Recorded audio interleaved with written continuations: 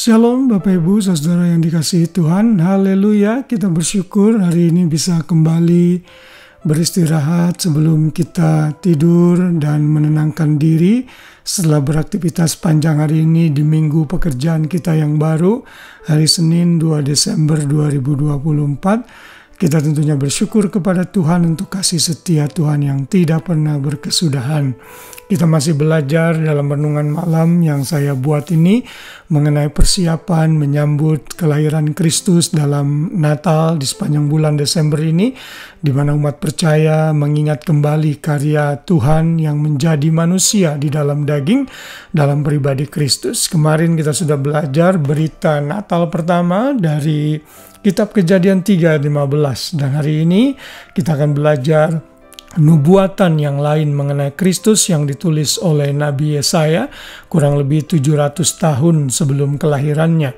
Di dalam Yesaya 7 ayat 14, maksud saya Yesaya 7 ayat 14, di sana dikatakan, sebab itu Tuhan sendirilah yang akan memberikan kepadamu suatu pertanda.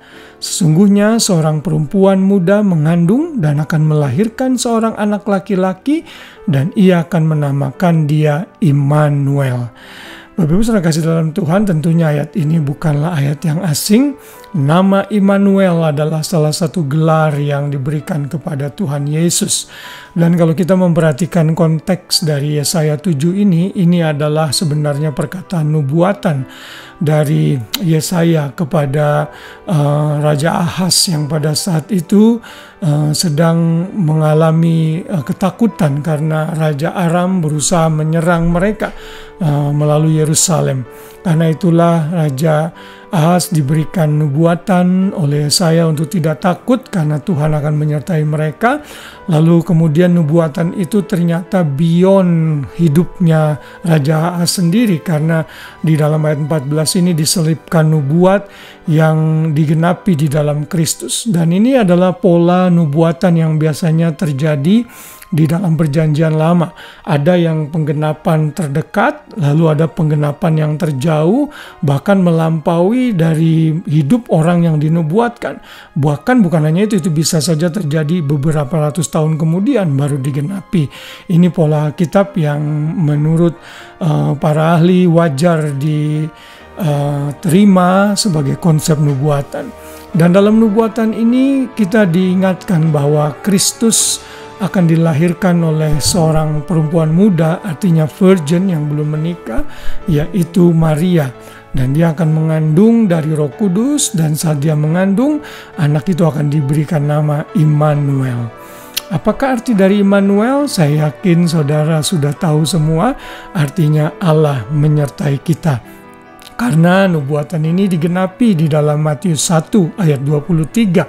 Waktu malaikat datang kepada Maria, dia berkata, sesungguhnya anak darah itu akan mengandung dan melahirkan seorang anak laki-laki, dan mereka akan menamakan dia Immanuel.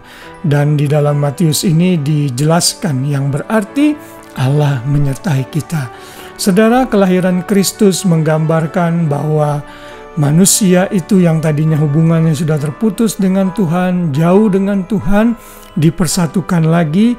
Bahkan Tuhan itu menyertai kita dalam keberadaannya saat dia mengambil rupa seorang manusia di dalam pribadi Kristus. Karena itulah namanya disebut Immanuel, yang artinya Allah menyertai kita. Kita patut bersyukur untuk kelahiran Kristus yang sudah menjadi manusia, sehingga dia diam di antara kita. Bukan hanya itu saja, dia malah sekarang ada bersama-sama dengan kita. Sekarang Yesus sudah ada di sorga, naik ke surga, duduk di sebelah kanan Bapa. Dia menjadi pendoa syafaat bagi kita, menjadi imam besar bagi kita, menerima keluhan-keluhan kita, dan dia sampaikan kepada Bapa. Itu berarti kelahiran Kristus memberikan implikasi bagi kita semua agar tidak merasa sendirian dalam hidup ini. Tuhan yang kita sembah adalah Tuhan yang selalu menyertai.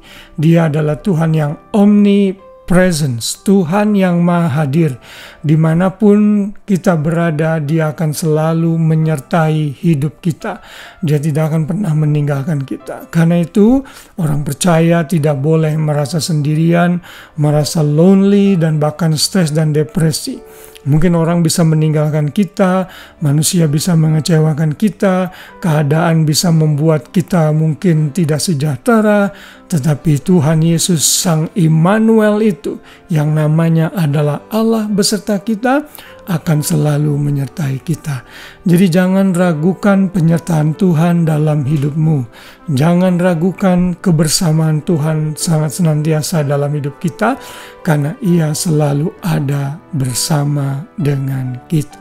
Haleluya, biarlah renungan malam ini memberkati kita semua, mengingatkan kita semua dalam merayakan Natal di bulan Desember ini, bahwa nama Juru Selamat kita yang sudah lahir itu adalah Immanuel, yang artinya Allah menyertai kita.